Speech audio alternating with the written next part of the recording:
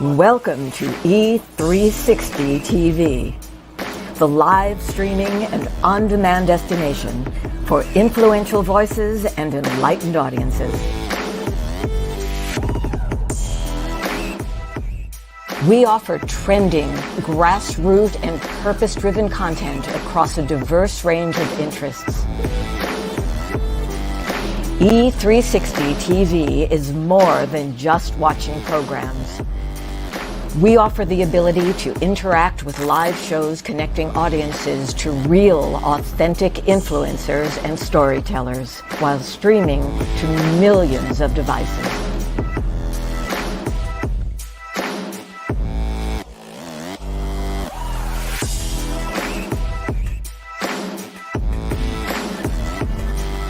Real experiences. Raw conversation. One destination for it all. E360 TV. 5 years ago, the Power of We Symposium was created to provide a platform for kids from all sectors where they could have a safe and comfortable environment in which to share both their joys and concerns. The Power of We Symposium is proud to have served over 250 kids throughout Romania when we took our mission global back in May of 2023. Now, 2 teams of amazing volunteers from both the U.S. and Romania embarked on an 8-day Legacy of Hope tour, bringing encouragement and hope to not only the kids of Romania, but also the adults who support them, and also to over 100 kids here in the U.S. who contributed handwritten letters of hope to our Romania mission of 2023. Now, this year, we are proud to provide this opportunity yet again in October, and we are super excited to up our game. New venue, 750 kids this time, and we want to see you there.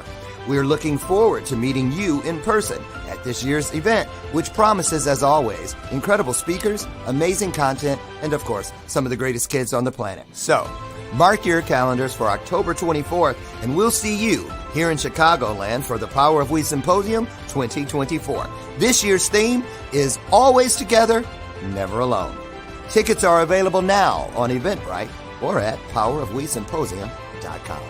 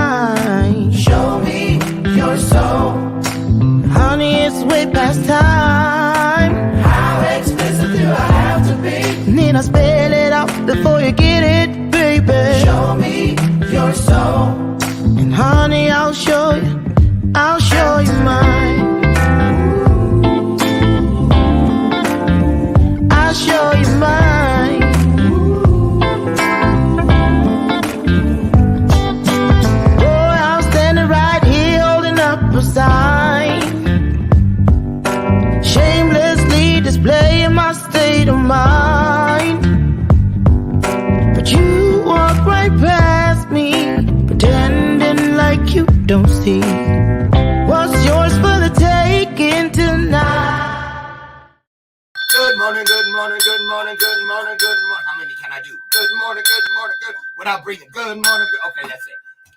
Oh, Lord have mercy, I'm happy today. Good morning, everybody. Welcome to today's Thursday installment of Bathrobe Moments. It's rainy here in Chicagoland, but we're not complaining. I love the rain. I really do. Have all the sliders around the house open so I can hear it. And our fur babies are laying there enjoying it. It's green, green, green. And it is going to be, are you ready for this? This weekend here in Chicago. Tomorrow, 78, 80 on Saturday. Right? Oh, I love this time of year. And I love this time of day because I'm here with all of you.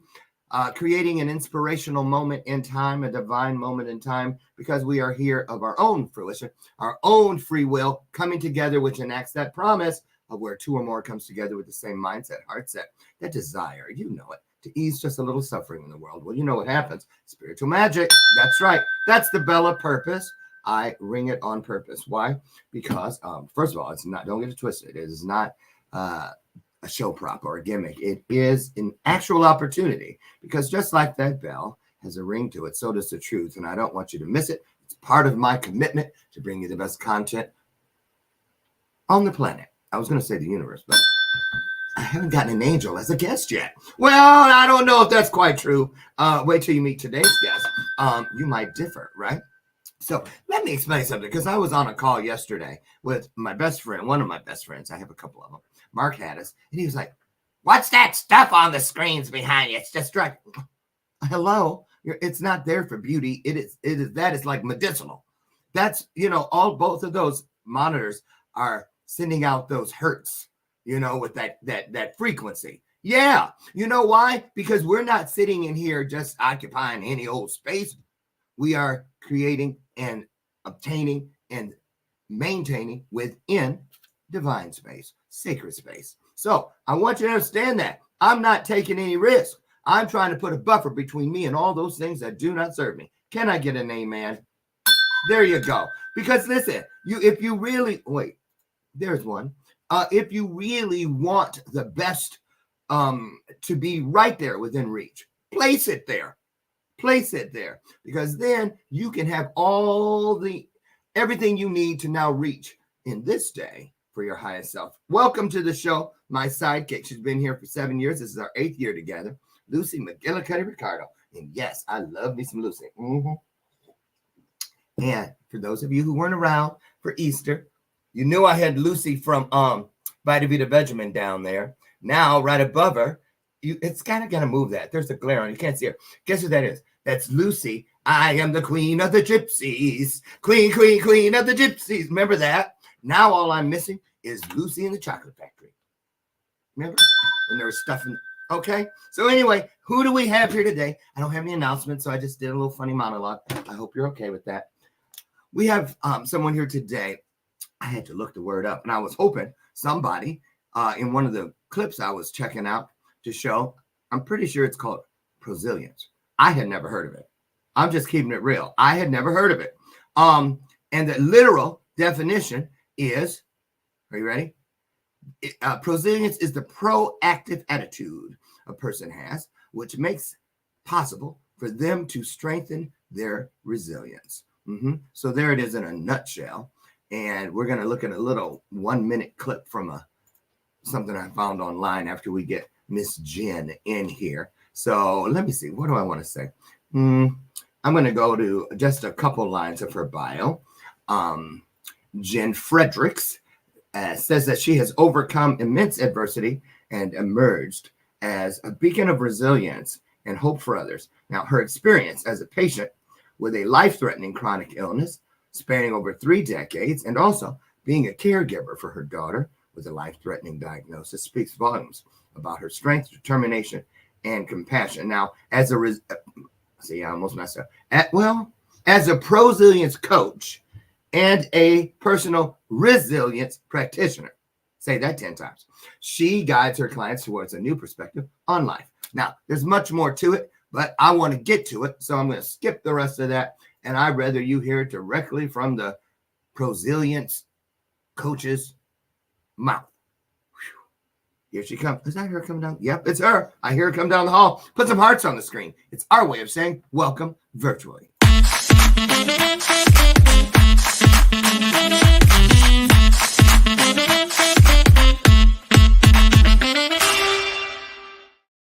Hello, Jen. How are you?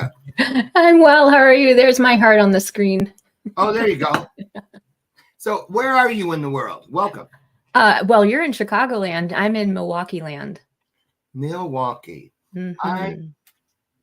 I'm going to be in, I have 1, 2, 3 trips to Wisconsin, Waukesha, where someplace where the Wisconsin Dells is. Do you know where that is? Yeah. It's about an hour, 20 minutes from Milwaukee, sort of like closer to Madison. Okay. There and another place that just says, oh, University of Wisconsin, Green Bay. Green Bay. Yeah. I love it. I'll be there. All of those are actually in May. I'll be there 3 times in May. Wow. Yeah. That's So awesome. welcome to the show. Thank you. Milwaukee, known for its beer. Beer, cheese, lakefront. Cheese, and Laverne and Shirley's theme song. Shamil, Shamazel. Yes. Yeah. Us and Pfeffer Corporated. That was in Milwaukee. We're gonna make it. Oh, yeah. A lot of people ask kids around you, but they know about Laverne and Shirley. Oh, they probably won't. I had a girl a couple months ago. I told you guys this story.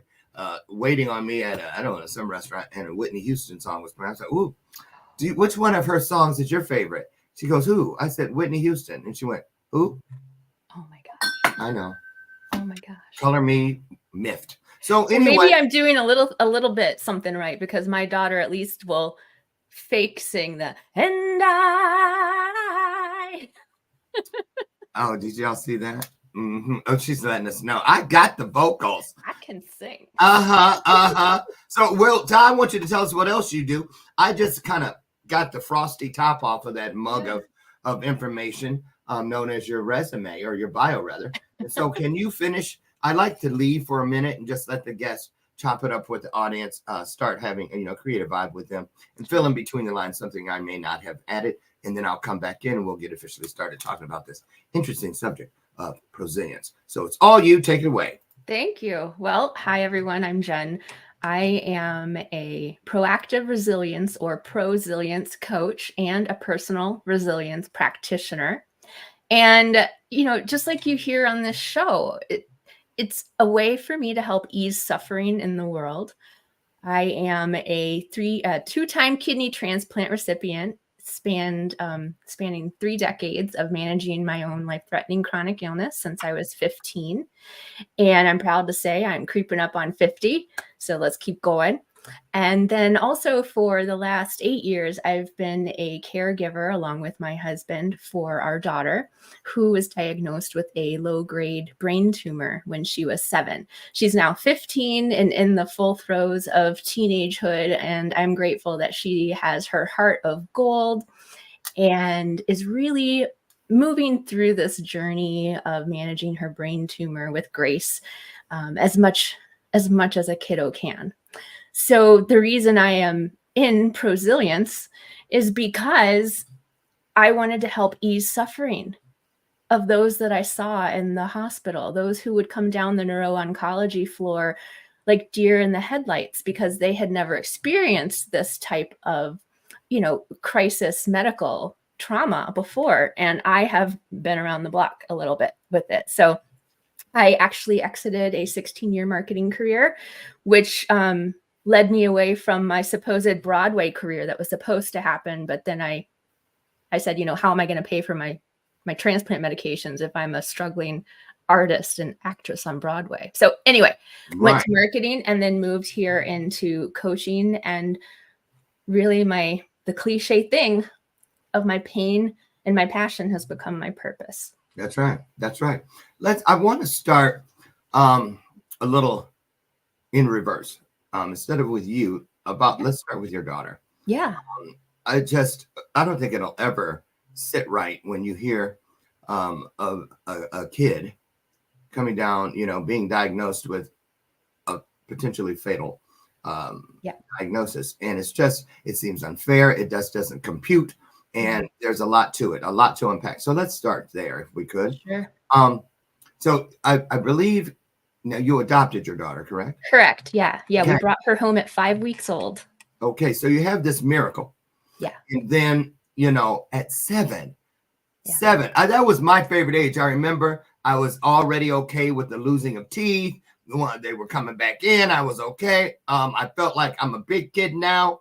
And then I can't even imagine this.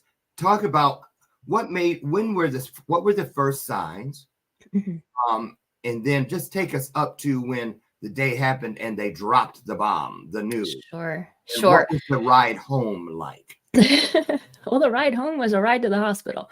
No. So we had been tracking headaches for a couple of months. When, a kid is having these unexplained headaches, you keep the food journal, you keep the anxiety trigger journal, those types of things. And it was getting to the point where I was not really seeing any type of pattern other than every couple days she'd have this horrible headache and then she'd get sick to her stomach and then she'd feel better.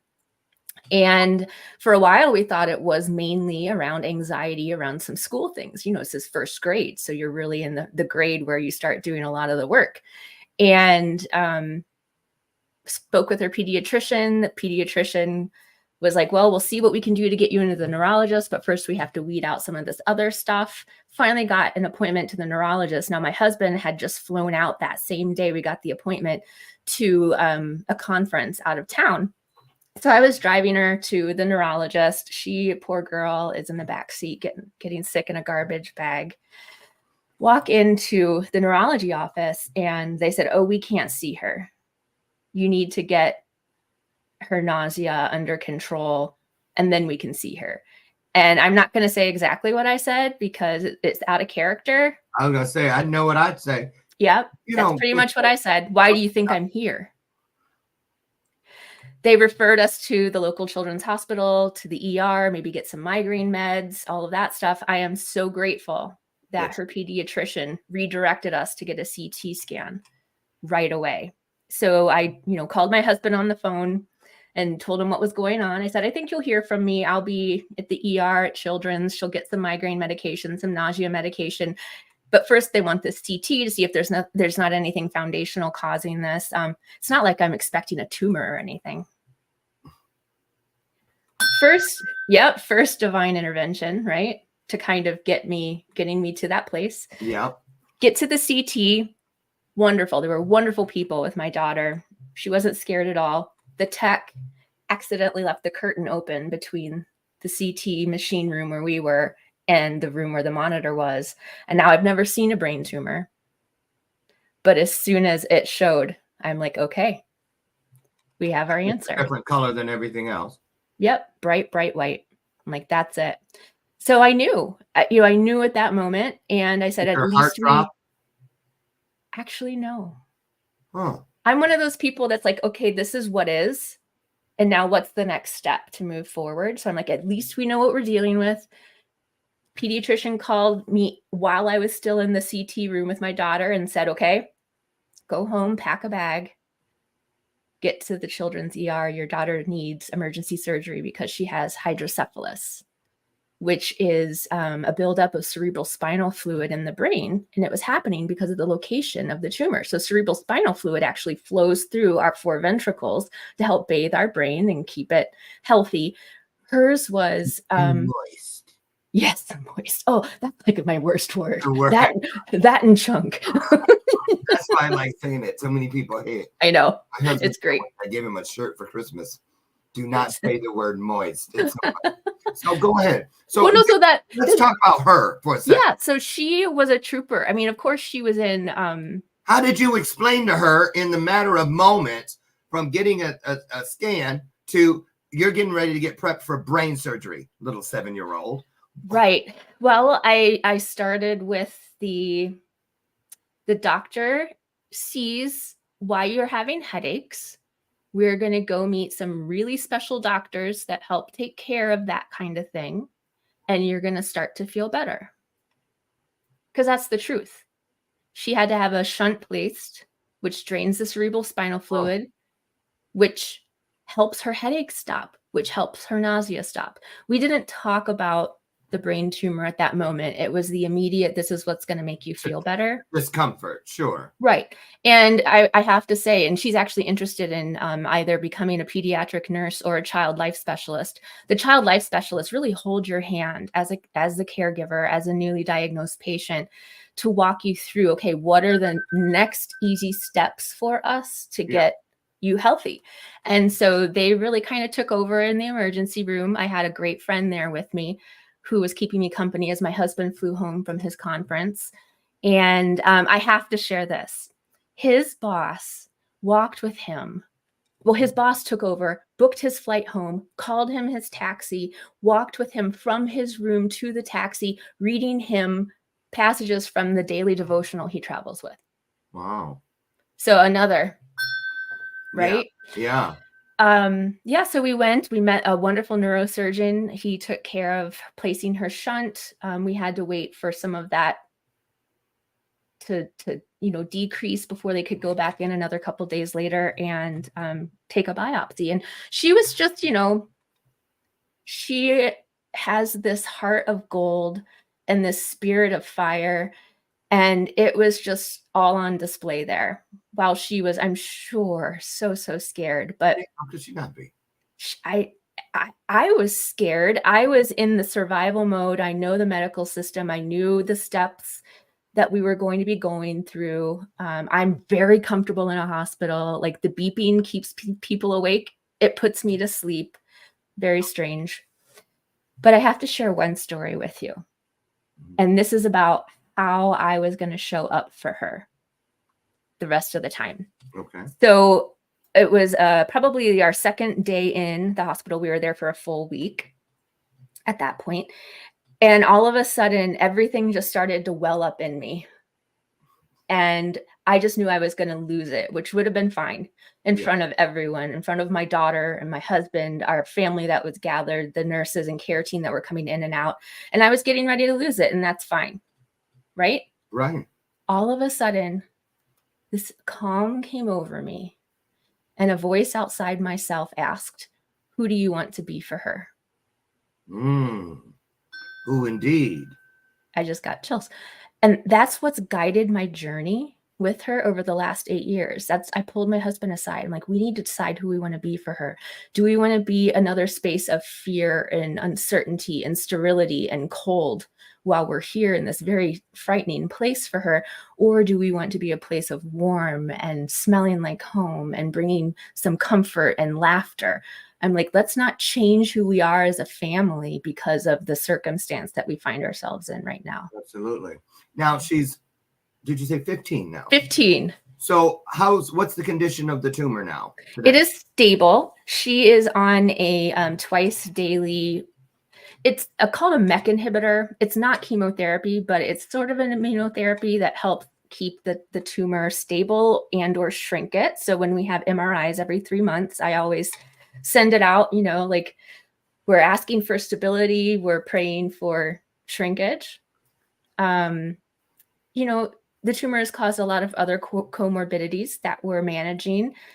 She had to have a partial tumor resection in December on New Year's Eve of 2020. So she actually had brain surgery to remove part of the tumor. We were originally told it was inoperable because of its location. But sometimes when the benefits of surgery outweigh the risk, we will move forward with that. So that was about a month in the hospital of recovery, learning how to, speak again, learning to regain some strength, all of those things. And she was just so strong through all of it. And she's a freshman in high school. She's in her second semester. And, we're managing that best we can, along with some of the cognition and memory issues that were caused by some of the damage to the area. So let's take the word of the day. Yeah. And let's lay it on top of the situation with your daughter and how she is actually utilizing the meaning. And so, because, you guys, you remember, right? Even though it was, for me, 15 was Little House on the Prairie. I was playing around with, hanging out with Nellie Olson. Oh, yeah. That's what it feels like anyway. But still, I remember it was fancy free. You have no cares pretty much in the world. Your friends and your social life is everything. Yeah. So I'm just, how does she, where did she get this from? Because it sounds like she had some of it from the very beginning. Yeah. And do you think watching her walk this journey down has helped lead you to the work you do today? Oh, almost. Yeah, definitely. Yes. It's when you're diagnosed with something, it's one way. You feel one way, you deal with it one way. When someone that you love is diagnosed with something totally different. And it actually brought me to my knees about a year after her diagnosis. And tell us about that. It was the physical manifestation of anxiety and being so uncertain and not in control. Like, I knew what to do for my kidney transplants, right? I did it twice. I can do this. This is something different. And once we had some of the physical symptoms under control, some of the other things came up, like emotional processing, and the way she processed was different from what I did. And so I didn't know how to really help her. At the same time, I was laid off from my marketing job and flippantly said, maybe I'll try this life coach thing. And I did. I did for my career, but it was actually to heal me, and it was to help me find a way to support her in a different way. Now she'll tell me that she loves that I'm a life coach because I'll tell her lessons. And then sometimes if she sees me living outside of that, she likes to throw it back in my face and kind of be like, well. You're so tense, Mom. Why don't you try breathing? Uh-huh. Like, right. That's funny. That's something I would do. I want to ask you about this piece, if we could. Of course. It's a lot. It really is a lot to take in. And I want to ask about, there's so many pieces, so many lanes. Sure. When I try to envision what your daughter goes through, what's her first name? Layla, love the name. Uh-huh. When you think about Layla at 15 and all these different lanes, there's a social lane, there's the emotional lane, dating. Mm-hmm. Most kids are just, and parents of kids that age, it's all about getting them to their sporting events and, spring musicals and all these kinds of things. And she manages all these other things in between, studying this and the other. What about when she talks about the future? Yeah. How, what I'm saying? Because, a lot of people, I want to know, what I'm getting at is there spirituality in there? Mm-hmm. Okay, because a lot of people, they get something like this. They're not 15, they're 30, they're 40, whatever. And they've had a lot of experience. They've had or whatever. Mm-hmm. But they can't handle it with grace. And I've heard these stories of kids over and over again and we know they're resilient and fearless when the little was jumping off things and So talk about what you've learned from her that you did not learn from your own transplant journey, which we're going to get to. Mm-hmm. But did you just ever find? Oh, you did, because I just got the download. Talk about, just pick any, your favorite one. But they tell me you've had many of those moments where you'll see her doing something, or you'll hear her talking to someone on the phone or something, and you just have to stand there and marvel. Like, I think this is like the most common thing I think you can do. Yet I don't see many teenagers doing this. And she's done this since she was little. But anytime we are at a grocery or a Target or whatnot, she always pauses and asks the cashier or whoever's helping us how their day is going. Mm-hmm. So it's that kindness. That's what I marvel at all of the time. It's her courage in doing things even when she's afraid. And even if she's tired of doing them and might be like, I'm done. But then seeing, our cat, or seeing my husband and I and being like, yeah, maybe I'm not done. Knowing that her very strong hands and arms want to hold other people as they're going through suffering. Like, what 15-year-old already knows really what they want to do.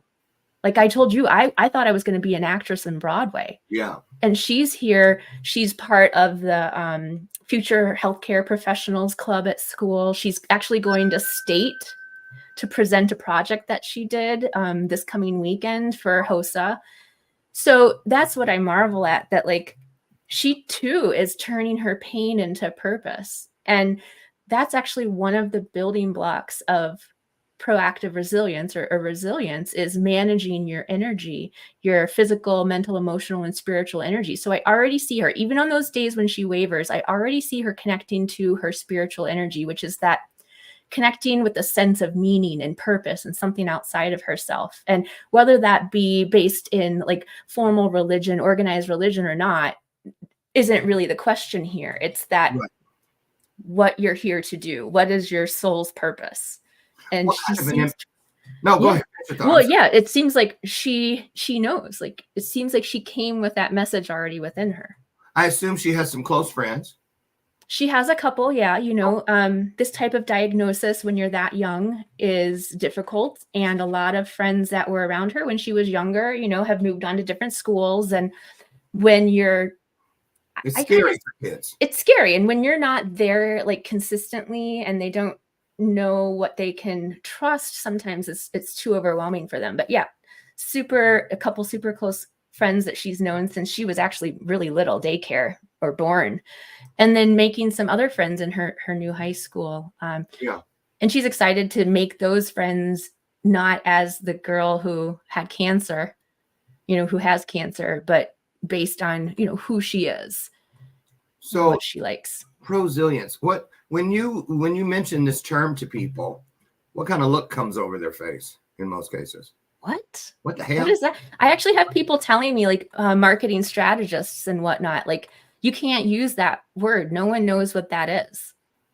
I'm like, okay, so you're telling me there's a reason. Is it going to, like, am I going to have to help educate first? Yeah, but I'm here for that. And people kept asking me, this is how I ran across Prosilience. People kept asking me with my diagnosis, with her diagnosis, with, layoffs, how are you so resilient? Like I'd show up at school to drop her off and I'd be in the parking lot joking. And like a week before we had just had a whole list of tests done. And I'm like, well, one, that's the way I choose to live because I'm not going to let this define us. But I also don't know that I had a choice. And I think maybe that's why I was so resilient. But I started researching, like, okay, what is compassion fatigue? What is compassion resilience? What is resilience? And I ran across work by an organizational psychologist named Linda Hoops. And it's the Prosilience framework. And as I was reading this book and researching it and looking into her organization, Resilience Alliance, and becoming a personal resilience practitioner, I was like, oh my gosh, she has put words to what I've been doing since I was diagnosed at 15. So do you think prosilience for a lot of people, I know it's available to all because it is a choice. It is a choice. That's all things are. But like for instance, you were kind of grandfathered into it because when you were, reaching for it, they hadn't been named yet. Right. So now you can, when your daughter has it's here, but you're kind of being grandpa. So let me ask you something. Is this the kind of thing? Is this the same as grit? So, I mean, I think language is important, right? Language has frequency. Words have meaning. To me, I don't care for the word grit. When someone says it, it just kind of hits me differently than resilience. And for all of you grit coaches out there, do not throw bricks at her house or send any. No, because you know what? For someone else, resilience is like, oh, that's too wishy-washy. That's too hope. Like some people need grit. You know what? That's why there are so many practitioners who specialize in so many things, because my people will find me and grit people will find the grit coaches. So what it is about grit that you don't like? That's, I've been doing some thinking on that. And I don't know. It's like, to me, when I started learning about, certifying as a life coach, we talked a lot about white knuckling it through life, like holding on for dear life and like feeling like this. And that's what grit feels like to me. For others, it won't feel that way. But for me, I know that I need a more like open and kind of relaxed word. Well, can I tell you why I think the word grit really resonates and with whom, as far as I think I know what you're going to say. Yeah. Well, I'm using my own experience, Mm-hmm. and I'm like, okay, I didn't have a trauma. I mean, I didn't have a diagnosis of a fatal disease as a kid, but I did have, like, sexual abuse over and over and over in those 22 homes. And I think grit was what saved my soul from fracturing, because I was not in the same environment as your daughter. Yes. With the loving arms and the let's say it like this first. There was nobody even asked you if you did your damn homework. No one asked you if you'd taken a bath. They just didn't hear it. So I think grit is for those people that have to do it pretty much solo. Alone. Mm-hmm. And you know what I mean? With no support at all or very little. So that's I agree with that. And I also see that a lot with, I think veterans really resonate with the word grit. And so I totally get, I understand that. And I always, when I'm talking about this, like I just finished a 4-week series with caregivers for children with pediatric brain tumors last night. We did a 4-week series to build on resilience and to help look at building prosilience. But first you got to get your baseline resilience there. But I always try to check my privilege when I'm sharing this information. Ooh, good one. And I caveat that because, I'm a minority being a woman, but I come from a certain socioeconomic class. I'm in a marriage. Some people don't have a partner and they're doing this all on their own. So something that worked for me may not completely work for someone else. So that's where discernment comes in. That's where you decide, is resilience what feels good in my body, or is grit what feels good and it's going to help me? So whatever works for you, it's like, Q Olita Adams, get here. If you can, And let's talk about the health benefits of putting something like this in place, or at least beginning the process of understanding, because all these things lead to, it's just like this. I tell people all the time, doubt leads to worry leads to fear leads to anger, and anger leads to destruction. These things lead to when you don't have prosilience, a way to manage or know yourself well enough to identify the signs that can lead you to something that is not of service to you, hypertension, panic attacks, whatever, because these things without it can lead to things that can manifest physically. Most definitely. So you can grab it when something comes unexpected, like a diagnosis, but you can grab it and put something in and ward off a diagnosis. So that's why I think it's a one size fits all. Everybody can use it. Don't wait until you need it. Yes. Okay. So talk about how people identify and qualify themselves as a great candidate to consider this. I think every human is a great candidate to consider this, because we are all based on this framework of prosilience. We all are born with 7 resilience muscles, and we all have them. We may access them at different levels or energy use, but we can all build them. Now, what we were just talking about and the health benefits always will start with awareness, self-awareness. Doing enough to get quiet with yourself when you start to feel some of these like body sensations coming up that you can tell you don't like. Like I used to feel like this all of the time. And now using some of these techniques, I can feel more like this, which is where I can access my logical brain, my wise mind, and I can make decisions from a very centered and confident place. And I do that by calming myself. When something, a disruption, a challenge comes into your life, whether it be in a traffic jam or in a doctor's office, the first step of building resilience, preparing your proactive resilience, is being able to calm yourself. And I'm not talking about relaxing, right? I'm talking about regulating, self-regulation of your central nervous system. So breathing? Breathing is a great one. I say 4x4 box breathing, because that gets you into your body. Breath is a remote control for our brain. That? 4x4. 4x4. So it's when you sit up straight, You take a breath in through your nose for 4, hold it for 4, Okay. breathe it out for 4, like breathe it all the way down to your toes, and then hold for 4. And just do those repetitions until you feel yourself and your body feeling more like this than Okay. like this. You do that, and still you're like, Yeah. I don't feel it. You don't feel it. Okay, so some other great things are to what does help you relax? What brings you back into your body? Is it going out into nature and walking? Is it dancing in your living room to some music?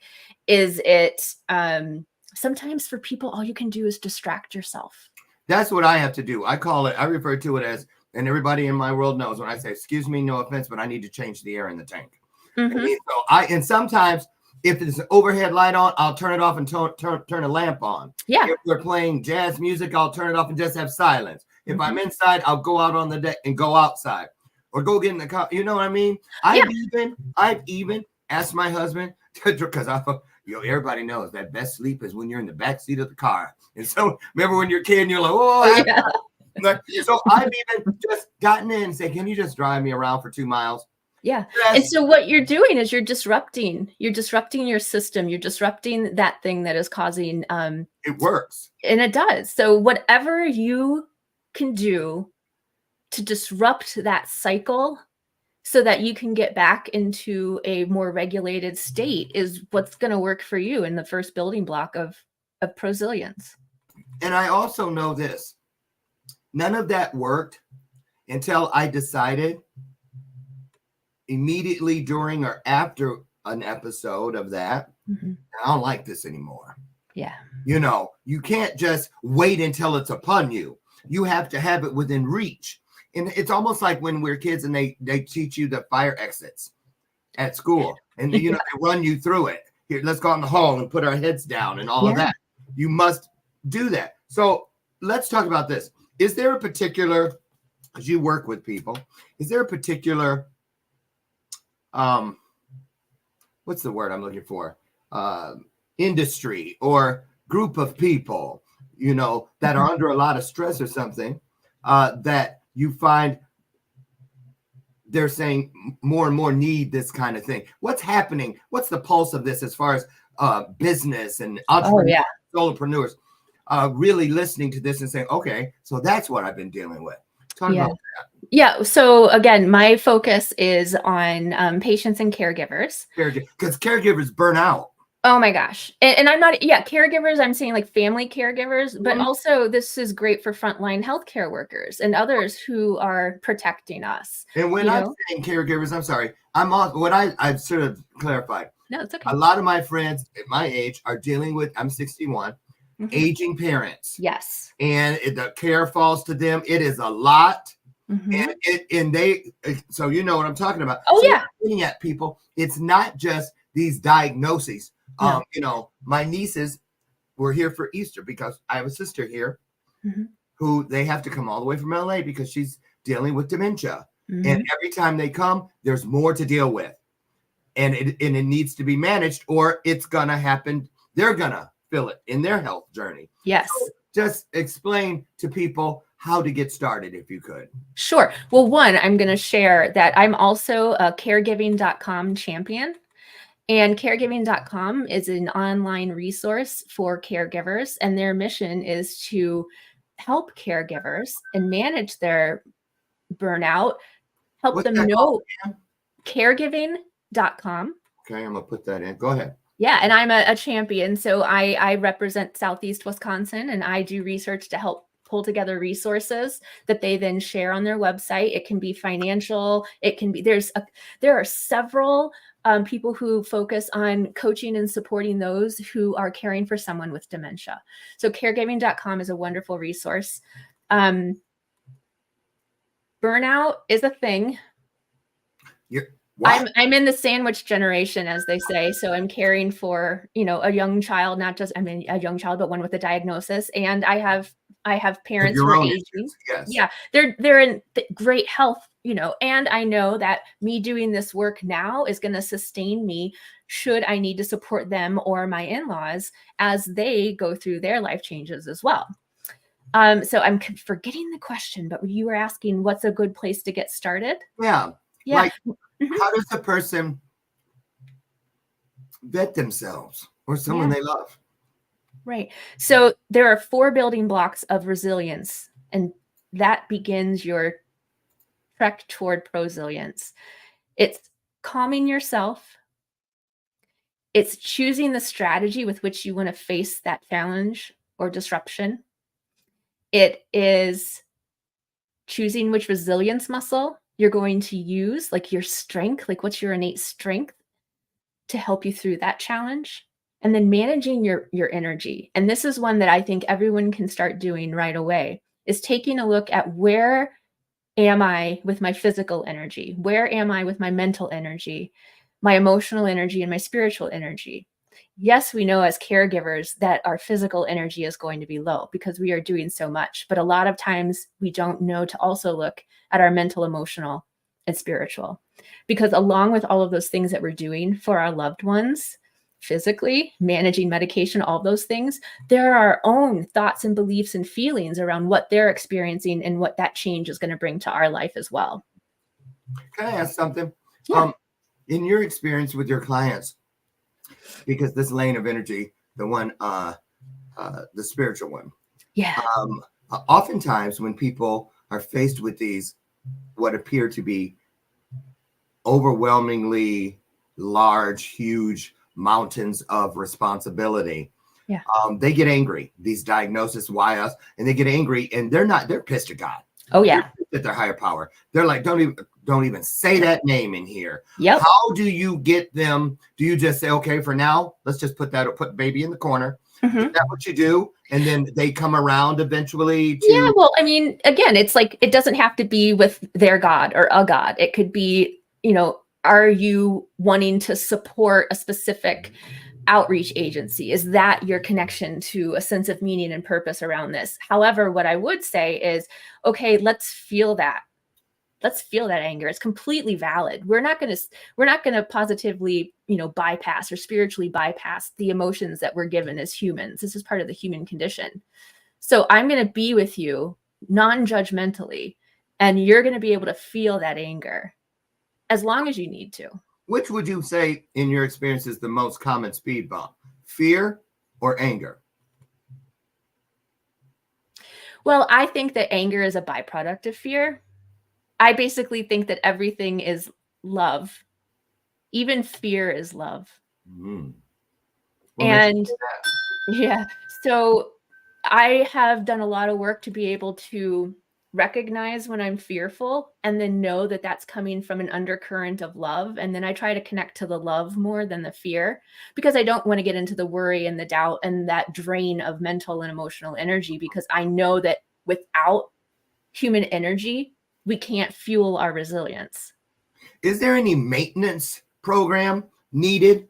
So, I mean, because some of us, I include myself, we will reach for things for temporary relief. Yes. Okay. And not thinking that, okay, I probably need to spray this everywhere. You know what I mean? Right. Talk about that a little bit, if you could. Yeah. So, one of the main ideas of prosilience is that you can recognize micro challenges in your day and use the strategies to meet those challenges or disruptions, even if it's just traffic, right?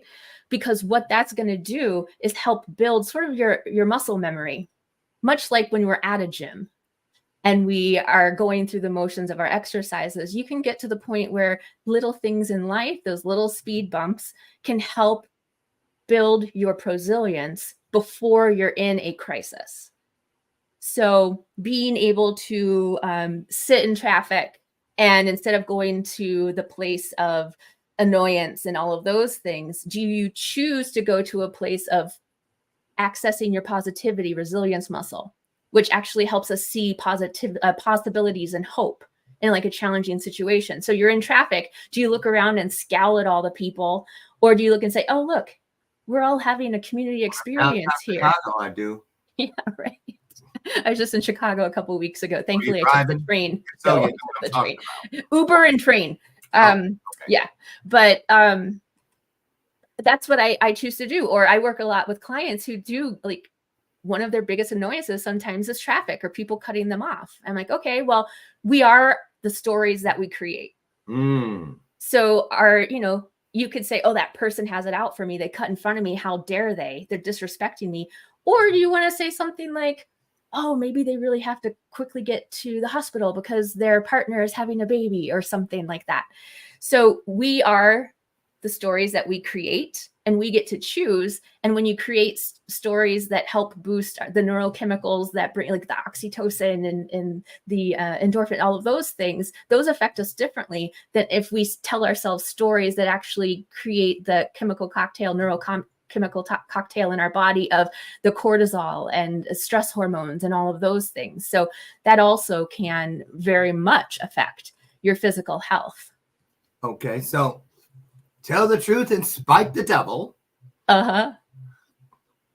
What about those days, Jen Fredericks, that you wake up, and I admit it because I told you guys yesterday, 10 minutes before the show, I was in this very chair sobbing my head off. Sobbing my head off. And it took Sanjay Chopra to call in and drop something on me that kind of just removed it, like pain be gone if it was a mister. And so what does Jen Fredericks do when she wakes up?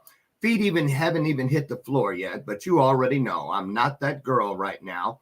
Yeah. Prosilience be damned. I just need to feel where I'm at. Acknowledge because I don't want people to think this is a Band-Aid you slap over something thinking it's going to heal everything. Sometimes we just need to be still. We are human. Just feel. We are human. We are going to, 2 weeks ago, I was in despair because it's difficult to get my daughter to school every day. And I know that's what's going to help get her to her goal. So what did I do? I felt anger. Like, we're all freaking human, right? So feel it. Don't bypass it. Don't stuff it down. Like, allow yourself grace and hold yourself with gentleness and feel it. Because if you don't, it's going to keep coming up. It's going to keep coming up. And I always tell people this. These things are great. These practices, if you will. It's not that it's going to be a one-size-fix everything all the time. But it will. What the goal should be, in my opinion, is that we lessen the distance that it takes for us to get from how we're feeling to something that is going to serve us better. Right. The gap. Let's shorten the gap. Just close it a little. That's right. Because we're here. We're here to feel joy. We're here to live a life of ease. Like, that is our birthright. And for those of us who didn't experience that right off the bat, and for those of us who are not experiencing that right now, that's where some of these practices can come in. But I do believe that life source, God, universe, wants us to be able to feel the joy that as energetic beings, we're going to once enter into again. Of course. And you know what? These cracks, as my good friend Sanjay says, these are, your pain is where the light enters. And I just want to say this as we're about to wrap up this most informative interview with Jen Fredericks, our Prosilience coach, is this. What I love about this work is that it conditions us to remember that it's okay to feel. Excuse me. And here's why. None of us has ever, well, I haven't seen a U-Haul behind a hearse. So, a lot of people spend all of their journey, or most of it, acquiring or seeking things. It's their definition of success that they can touch. And then they get to that place where it's time to go to what is next. And they realize, oh my goodness, I have a lot of things I can see here. Houses on hills, cars in garages, jewelry, awards, certificates, degrees, you name it, things you can touch. And then they realize that this emptiness is because I have not brought anything with me that I can feel. These types of situations that this works with, acknowledge them, because it's proof that you are still able to feel. There are many people every day that do everything from cutting to burning themselves or whatever, destructive behavior, in an attempt to feel. So acknowledge it. Be grateful. Be grateful. And then when you're ready to roll that red carpet of understanding out so that you can at least maintain and not go down the rabbit hole, reach for, well, here's one example, ProsilienceCoach.com, Jen Fredericks. Jen, what are they going to find when they head over to your website? Well, they're going to find some information about Prosilience. They're going to find some about my journey. They can click a consult. Let's talk for 30 minutes. What questions do you have about Prosilience or me or life? Let's just connect. Perfect. That's what I want. Connection and openness and love. Beautiful. Listen, thank you so much for pouring into us and really schooling us on this somewhat new, I would say, approach to keeping it all together. Just another tool to put in your toolbox. Listen, you're welcome back anytime. Thank you for your hard work and for the work you do to ease suffering. All the best to you, your husband, your beautiful daughter. And thank you for being vulnerable and sharing us your story today. It's really been a wonderful time. And thank all of you for coming. Couldn't do it without you, and I wouldn't want to. Listen, come back tomorrow, God willing. I'll meet you right over there on the front porch. And together, we'll have another illuminated conversation one way or another. And remember, today, just reach for a little piece of your highest self. You woke up great. Go to sleep tonight greater. You woke up bright. Go to sleep tonight brighter. I'll see you tomorrow morning. And in the meantime, remember, in closing, I always say to you, and I mean it, I love you. And there's not a damn thing you can do about it. Have the best day ever. Jen, thank you. Great job. Bye, everybody. Bye-bye.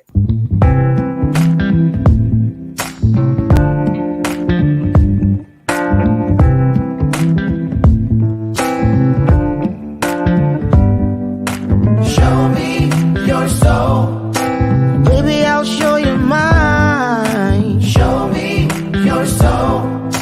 Honey, it's way past time. How expensive do I have to be? Need I spend